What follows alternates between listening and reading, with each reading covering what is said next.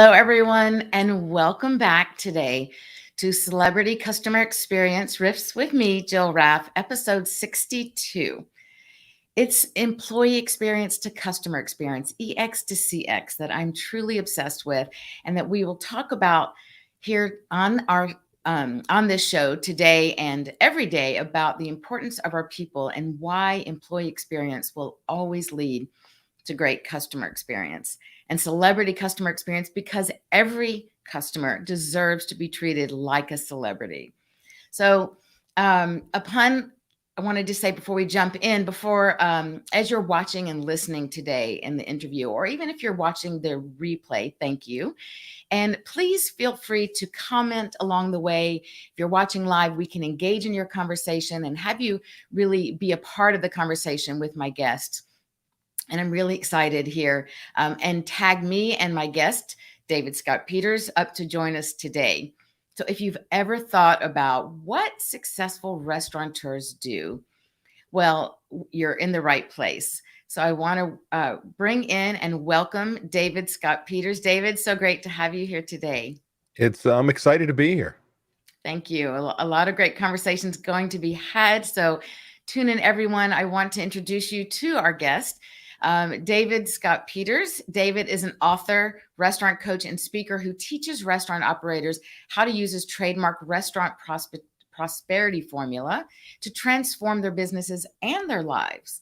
His first book, Restaurant Prosperity Formula, What Successful Restaurateurs Do, teaches the systems and traits to develop and run a profitable restaurant.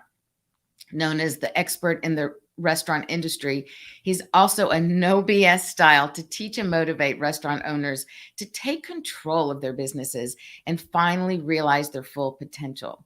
Thousands of restaurants have used his formula to cut out costs, increase profits, and create the lives they've always wanted.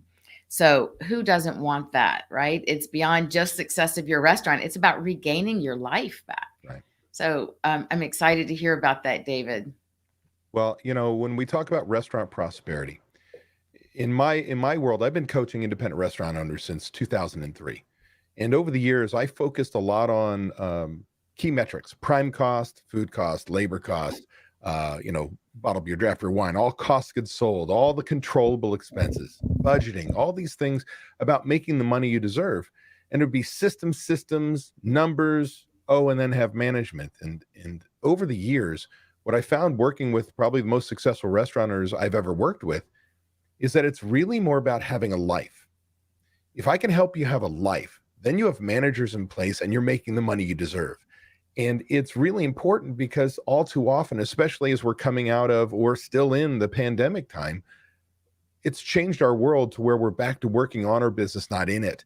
And it's burning people out, not only owners, managers, line employees. Like our industry is still in flames and has been for almost 2 years now. So when you can start to focus on you again, you start to enjoy your restaurant again. You start to have passion for the business again. Yeah, I agree 100%. And what a great way to kick this off, because everyone goes into opening a restaurant because they're passionate about the business, they're passionate about food and hospitality, and they want to enjoy life. It's a part of enjoying life. And what you're saying is so, so important. And it's why also in the work that I do with restaurants and any business, really, it's about creating those systems that you talk about so that things can be readily repeated. They can be tweaked based on the culture of your company and your core values, and what you want has to first be identified. But at the end of the day, you want to be able to have things in place, and you want to have leaders in place in order for things to run smoothly, so you don't have to be there 24/7.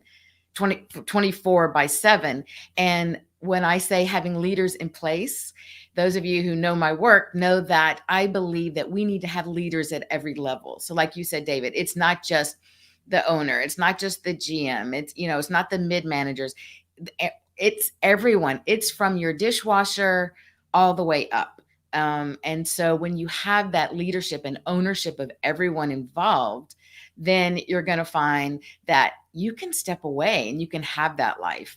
And I think, especially now with what's going on with the challenge of staffing, I think the risk is very much that owners are now having to work in their business and they're losing the time and the energy to then work on their business. And, you know, so what do you have to say about that? Because I know it's really important to continue to work on your business as hard as it is, because when things start to change and the staff does come back, suddenly you haven't worked on your business and you have no projection, you have no strategy, you have no plan. You're kind of putting out fires only. So what's your thought on that? Well, here's the deal. I've spent decades now literally promoting work on your business, not in it. COVID hit. And when COVID hit, we did whatever it took to survive. You were back to that opening your restaurant mode, whatever it takes. We reduced our management teams, if we had one at all. We reduced number of employees. We pivoted. God forbid we hear the word pivot one more time in our industry. But we did everything we could to survive. And that's the most amazing thing. When the pandemic hit, in the first 2 weeks, 25% of all restaurants were closed because they only had 2 weeks of cash flow. Yeah. Then by that second or third shutdown, which came in December of 2020, we were up to about about 40% of restaurants were closed. Mm-hmm. That's chain and independent, just gone. The question is whether the reopening is a whole nother story. But the fact is there's this shrink in our industry. Well, now we got to a point where there were shots in arms. There was hope. We were lifting mask restrictions. And as everybody who's listening to us knows, if you're running a restaurant, now you're getting crushed.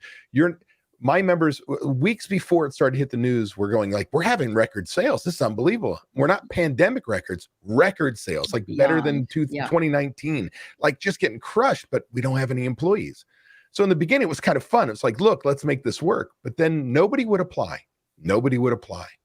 And you've got the hardcore people who swear to goodness that the only reason why employees aren't working is they're getting the extra $300 to sit on their ass. I don't buy it. I don't either. Yeah. Maybe the 18 to 20-year-old that it's their first job and, no big deal.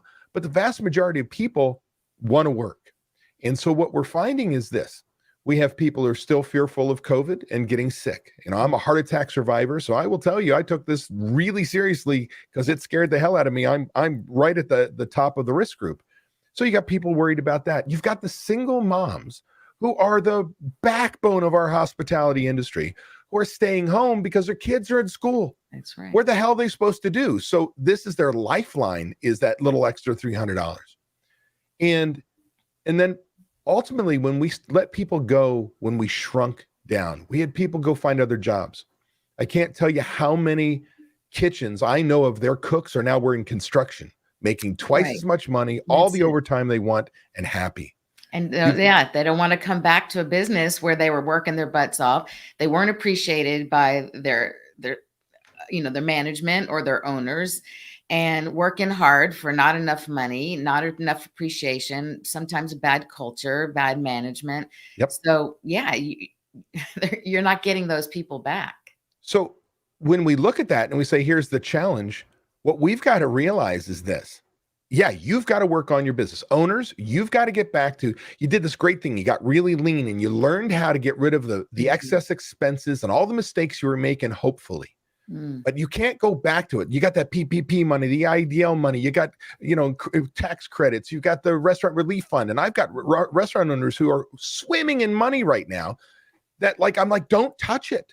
Do not go back to operating in a deficit because you've got money. No, save it. But here's the deal. Absolutely. You've got to get back to your role as a restaurant owner is to work on budgets, marketing, developing your team, holding them accountable. That's your job, is to lead, become the leader your restaurant needs.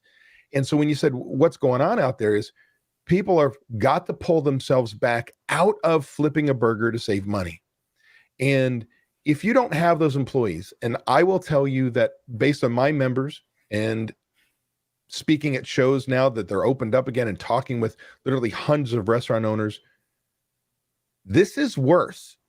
As an operator, the shortage of employees is worse than it was when we had these operating restrictions. Yeah. And here's the truth of the matter, Jill. There's no easy answer. You've got to become an employer of choice. See, we as an industry are going through a major change, a reckoning, if you will. We treated people like shit. We didn't pay them fairly. We just cared. They were just a number. Yeah. And now they don't want to be in here, because you got to realize running a restaurant's hard. Even being, say, a server, and these are the people who want to work the fewest hours possible, make the most amount of money. Now they're working 40 plus hours a week. That's hard on your body. This is tough. And now we have all the Karens in the world who are no longer patient that it was COVID. Oh, They're pissed off about everything and berating employees. My daughter, who works at a coffee shop for the summer here in Phoenix, she's going back to Aurora. She's had to call the cops twice this summer for people who are at the stand and who are belligerent and going nuts. Like, do you want your kids to be in that kind of situation? And realize that's your business, right? That's a restaurant, a coffee shop. So the fact of the matter is, you've got to become an employer of choice. And that is not an easy thing to do. It's not an overnight click your fingers. Like, everybody's looking for, how do I find employees? How do I find employees? If they're not being attracted to you, it's something you did. And you've got to now work on working conditions. Pay needs to be fair. It doesn't have to be the highest. It has to be fair. Supervision must be there. Training needs to be there. Having people feel like there's a chance for advancement or they're doing something more. Now, we can bitch and moan and thank our millennials and younger for that. But the truth of the matter is, this is the environment we work in. We've got to change. We've got to become an employer of choice. And Jill, this is your world. I tell people it's a 6 month to a year journey. You do not overnight become an employer of choice. No, 100%. And that is my world. And that's the part that, to me, this is a huge opportunity. I try to look for the silver lining in every situation. And when we talk about owners having to go back and work in their business, yes, it is very difficult, because they're going to have to find the time to work on their business as well. But honestly, I think them getting back in next to their people is a really good thing. Now, granted, it can't sustain itself in that way, but I know from growing up in my world, and I grew up in McDonald's. My parents opened McDonald's 150, so it was the early days, and my father was there on the floor. Now, granted, as time grew and they grew the multiple stores, it wasn't constant, but he would always stop by every store at least once a week, if not more. And when he came, he didn't just stand there and observe. He jumped in, he rolled up his sleeves, and he was on the fry station, and he was helping out in the front, whatever was needed. And he was interacting with his staff, with his employees, with the crew.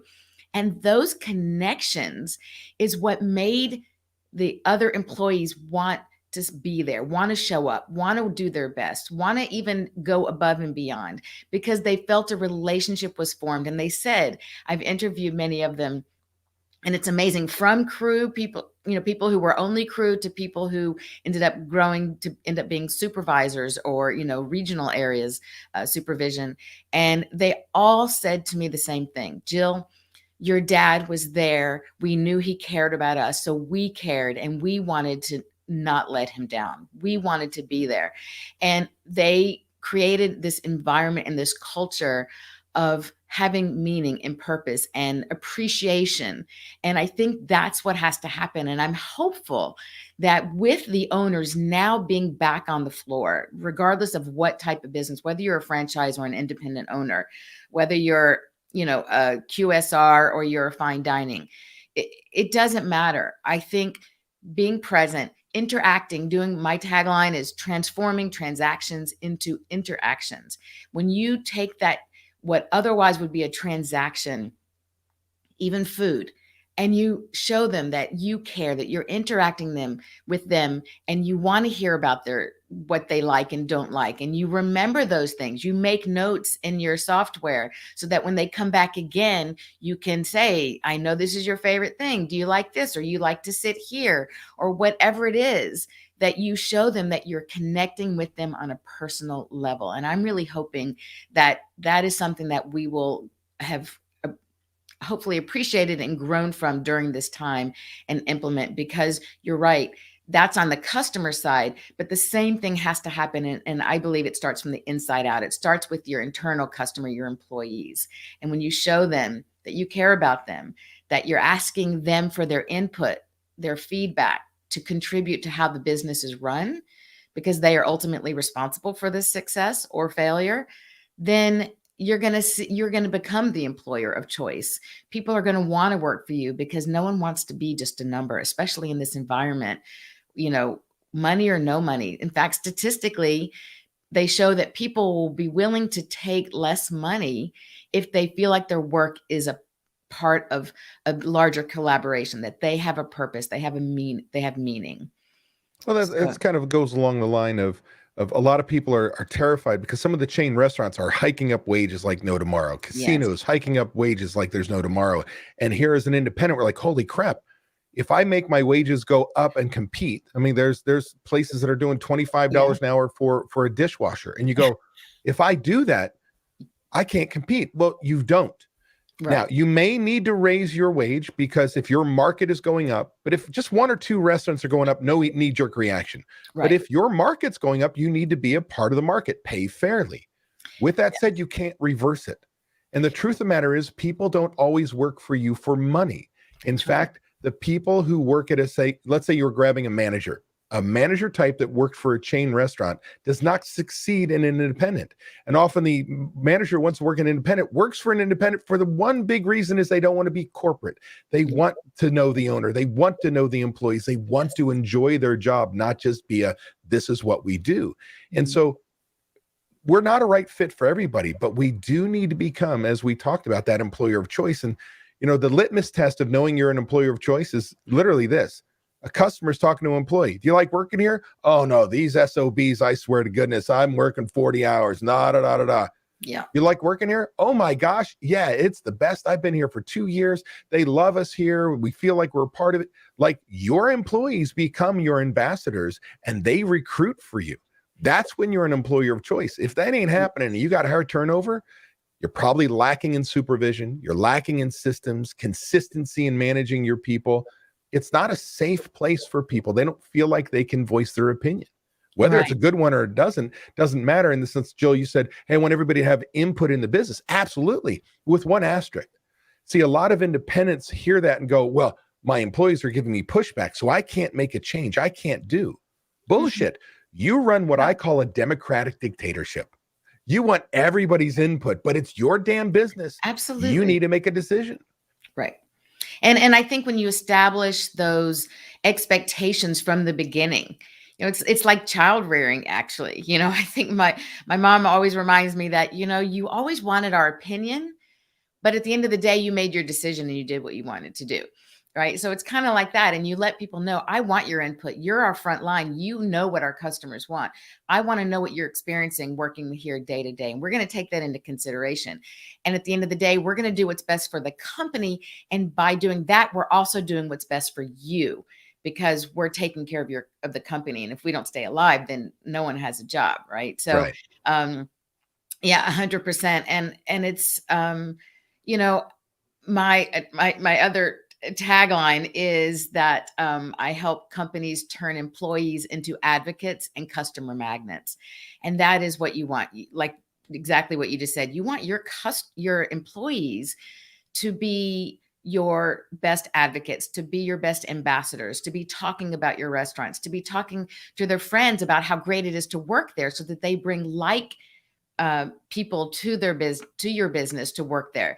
And it's also been proven that when employees have other friends with them in business, or even a 20-minute conversation at some point, it doesn't mean a full 20 minutes altogether that they're not working and they're sitting around talking, but that it increases productivity like tremendously. So it's really important that they feel like they're not there to be a cog in the wheel, that they're not there to just do what I'm telling you to do, that they have input. And, just one comment about, you mentioned about corporate versus an independent restaurant. Well, if you think about it, my upbringing, so it was a part of corporate that was being established, right? McDonald's is as corporate as you can get. But at the same time, the independent owners, they function and they work and run their businesses like independent owners. Unless it's a corporate store, then that's different. Right. But the majority of the stores actually are independently owned. And so the same values, the same systems that need to be in place, the same rules apply to an independent restaurant as a franchise that's owned by an independent operator owner. Agreed, 100%. You Yeah. know, the bottom line is, I want to address something. When we talk about becoming an employer of choice, we talk about leadership, we talk about what it takes to be successful in this business. And one of those things is the biggest thing that I've learned over 19 years plus now of coaching independent restaurant owners is there's one major thing that separates people, and it's their mindset. Mm-hmm. Do they have a growth mindset or a fixed mindset? The fixed mindset is the person who says, oh, here's another obstacle. Son of a bitch. We just got out of this COVID thing and now I've got no employees. And then we start blaming everyone for our problems. The government did this. My employees are idiots. That my managers don't do. And we go through this whole thing. Well, that's a fixed mindset. Here's a challenge. I give up. I can't get through. So I'm just going to blame others. And if you're in that position mentally, we've got a major cultural problem in your business because everyone's feeding on that energy now versus the owner that has a growth mindset says, oh, here's a challenge. Well, crap, this is inconvenient. It might even be painful. But the truth is, I can learn anything. I can outwork anything. I'm going to make this work, and sees the positive and drives the company forward and realizes I need these people along on this journey and I need to support them, give them the training and the rules, and even hold them accountable. It's my job to make sure that they follow the rules so that everyone is on board doing the same thing, going the same direction. And that's when things start to change. Yes. It truly is you as the leader. So if your business is tanking and you're not keeping people, you probably don't have rules in place. You probably don't have managers, or if you do, they're inconsistently managing people to those rules.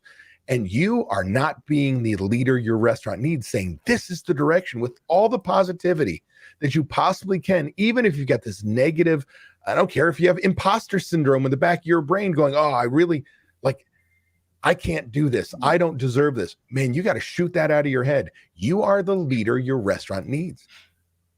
Yes, 100%. Mindset is crucial. I know it's been the buzz for a while, but I think especially in this industry, it's not something that's been looked at very much. And there are so many egos involved. And I think it is really, really crucial that there is that positive mindset, that they look for the positive in everything, as you said. And I mentioned before, that's totally the way I always try to find the best in everything. And I think that when anyone who's working for you sees you with that mindset that we're in this together, we've got this, no matter what, I've got you, I know you've got me, then that's going to make a huge difference in what happens. And, at the end of the day, turnover is another huge problem. Staffing, getting people on board is a massive problem, but also retaining them is huge. And it's a very, very big problem. And I think a lot of that is mindset.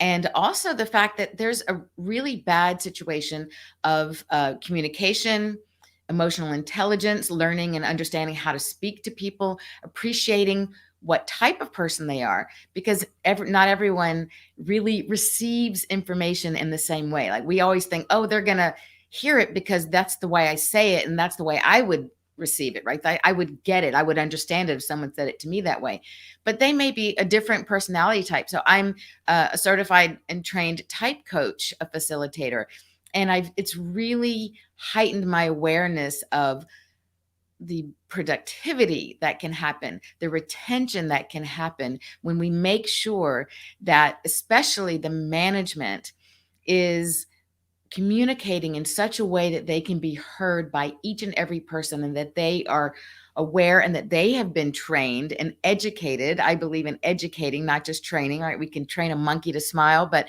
we need to really educate them so that they absorb it and learn it and understand within the culture, within their internal being, that this is a part of the culture. This is what it's about.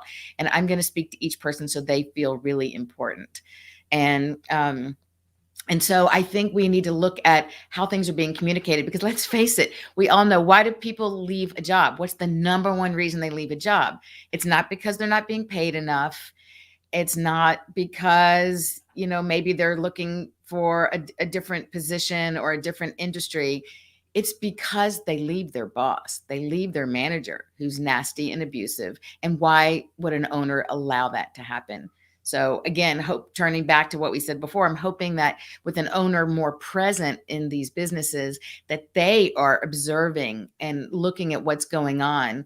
And again, another reason why people would bring you or I in, because we are those fresh eyes, those fresh ears, to be able to see what's really going on and what's happening in the relationships between their people internally, so that they can continue to create that culture of true collaboration and cohesion. No, you and I, before we scheduled this, we spent some time together, and I think we're cut from the same cloth, that we understand it's company culture. We understand that it's becoming the leader your restaurant needs. We understand the importance of systems and treating people with respect and all these things. There's like nothing new in the business. Right. What's new is the industry, our workforce is telling us we've got to change now. Like we have to hear the message and we have to accept it and change, or you need to get out of the business. Like, honestly, the top two things that any successful restaurant owner I've ever worked with, as far as personality traits, is they have passion for this industry and they're persistent. So the problem is when you start to have that fixed mindset, when you start to view everyone as your problem, you don't have a passion for the business anymore. This business is the hardest business I know of.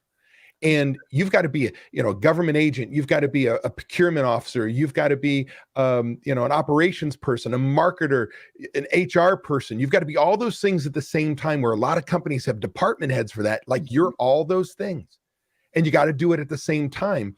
And if you don't have passion, you get burned out. Then it feeds through your whole business, and your culture is not a positive culture. It's a negative culture. You have high turnover. You have customers who are pissed off. You have high, you're not going to make it in a way that gives you a life.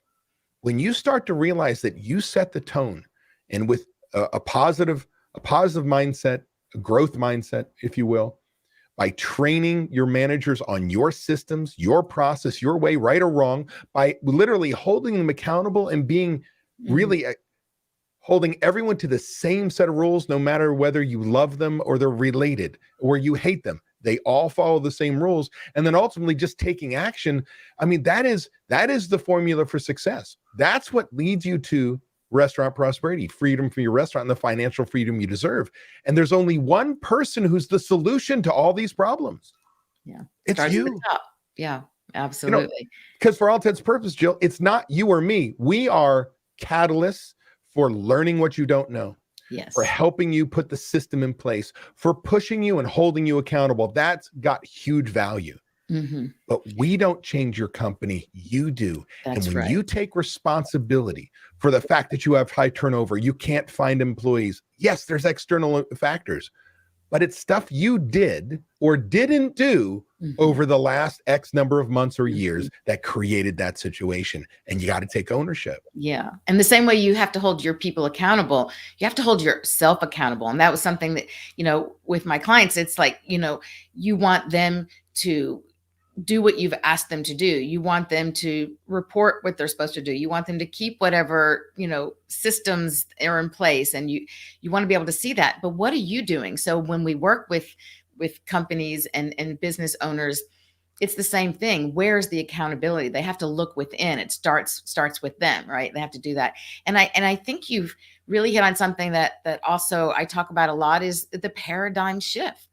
You and I have been talking about this for a long time, but Right. the industry has now been hit in the face with this paradigm shift that's been forced upon them, where we've been saying, this is important, this is what you need to do. They were like, you know what, we're just too busy. We're filling seats. We don't have enough spots. Like, we're just doing turnover like crazy. Our tables are full. We don't have time for that. Well, now you have time, and you've had to make time. And it's been, unfortunately, something forced upon them. But this paradigm shift is so huge. And I think if they're willing and open with the mindset to embrace that now, they will which is important to look at your company strategically for the long term, they will be sustainable in a much stronger way, in a much stronger culture. They will become that employee of choice that you talked about, and their profits will ultimately go up, and the word of mouth will go up, the reviews, the ratings. I mean, everything will increase from that point. And I So think it's if you just think a about fact. it this way, Jill, a lot of restaurant owners, a lot of managers are making this labor shortage their employees' problem.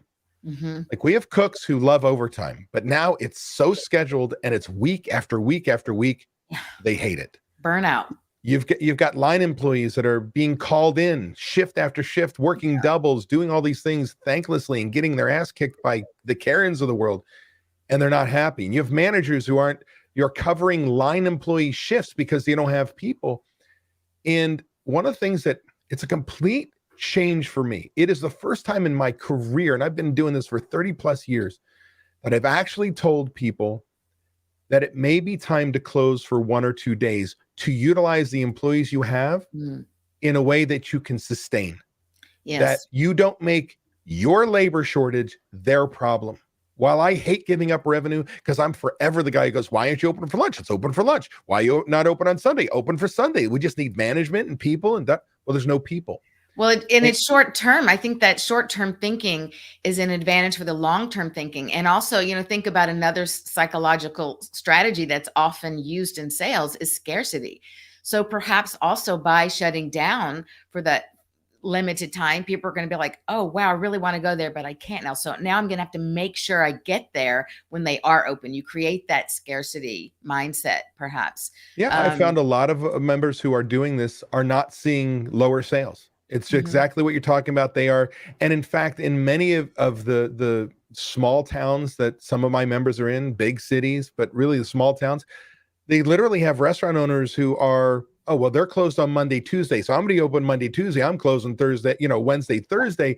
And they're kind of sharing the customer base Mhm. because there is that much of a shortage of not getting people in there. And, bottom line is if we come with this with, I'm trying to take care of my people, external and internal, just like you talk about, they're both customers, external, internal. If I do so, I have longevity. I'll be able to spin this negative of closing into a positive. Hey, everybody, we want to give you the best service possible. As you know, out in the news, there's a labor shortage. In order for us to do that for you, we've got this. If you know of any great people that would be a perfect fit for us, please, for the next 3 Sundays, we're closed, next 4 Sundays, but we're accepting interviews at any given time because we would love to be able to staff up, train people, and be open for you again.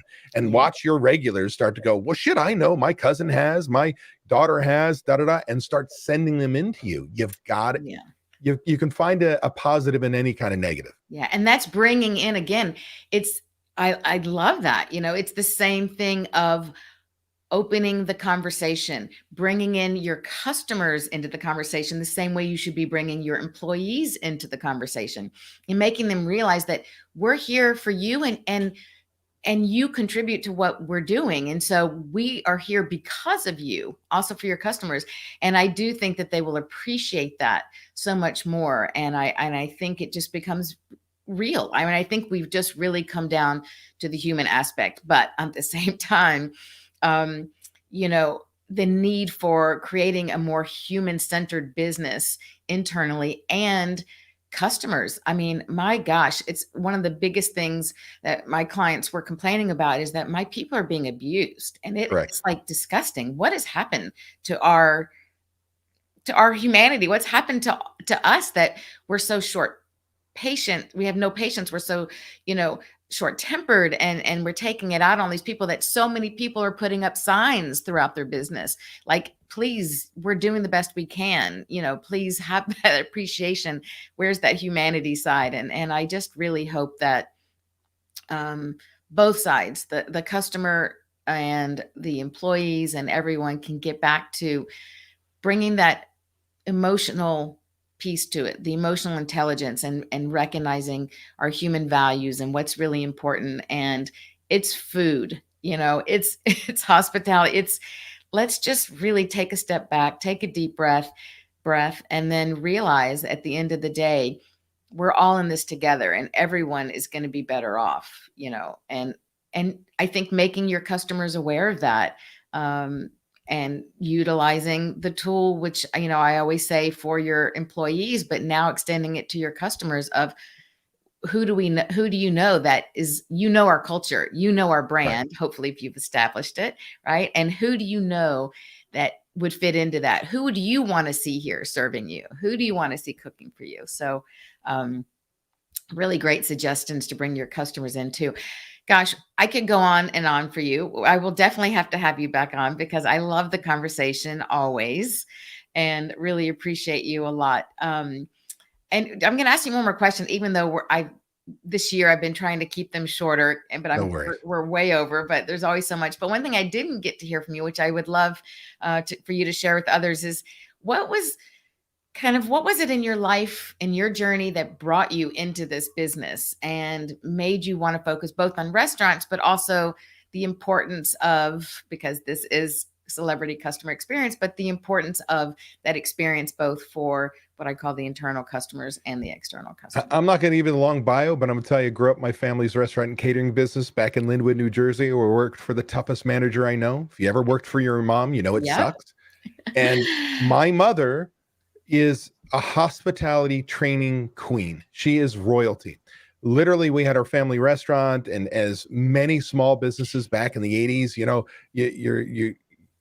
you work too hard. You work many hours. We weren't to the point where you started working on your business because labor was low, food cost was low. You got in there and you got your hands dirty. And when she shifted out of our business, she moved into the casinos in Atlantic City, and she's actually an award-winning trainer at Showboat Hotel Casino and on customer service.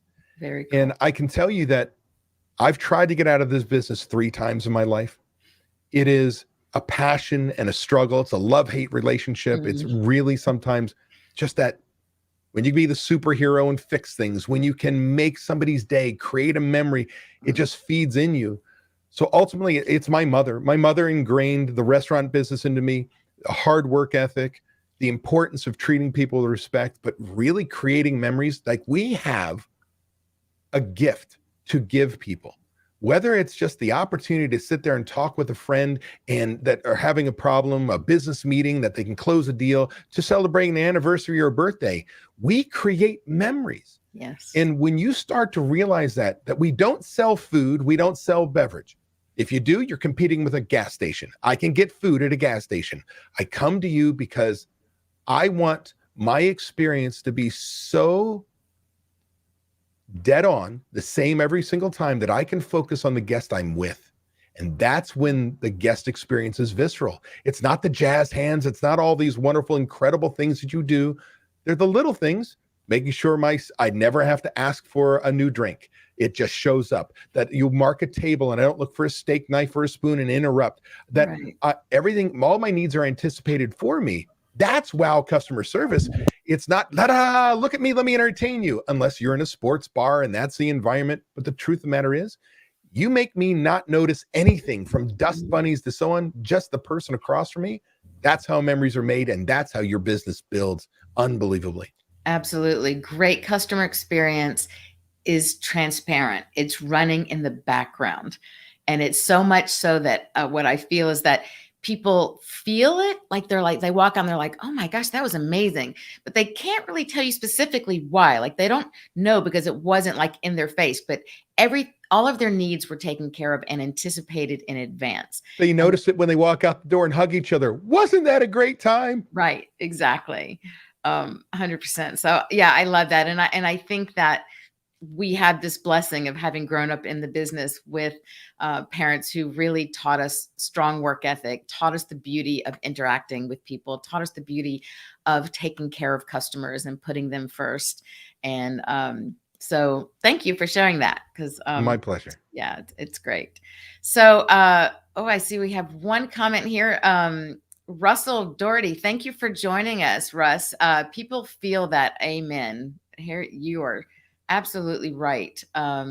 people do feel it. And that's, at the end of the day, is the feeling that you want. The old Maya Angelou quote, everyone knows, right? They don't remember exactly what you do. And that's the thing with the restaurants. You don't necessarily need them to remember that you needed a steak knife and it was just there. And you were so busy in conversation that you went to grab your water and you're like, oh, there's no water. Where is it? Instead, it was just always filled. Like, it's all those little details. So you're right. People feel it. And thanks, Russ, for joining it and sharing that with us. So, David, thank you again for joining with me today, and look forward to more conversations. And it was a pleasure having you here. It's my pleasure. I look forward to it as well. Thanks, David. So stay tuned. Next week, we have another great guest coming on with me at Celebrity Customer Experience. It will be Chef Carlos Crusco, who is a personal chef. He really brings the experience into your home, into your workspace, into your environment. A very interesting background as well, sharing the same values that we, David and I, and everyone has in this industry. So I think you'll enjoy that. A little bit of a different take, but the same value and benefit. So thank you again, everyone, for joining us here today on Celebrity Customer Experience, and we hope to see you next week.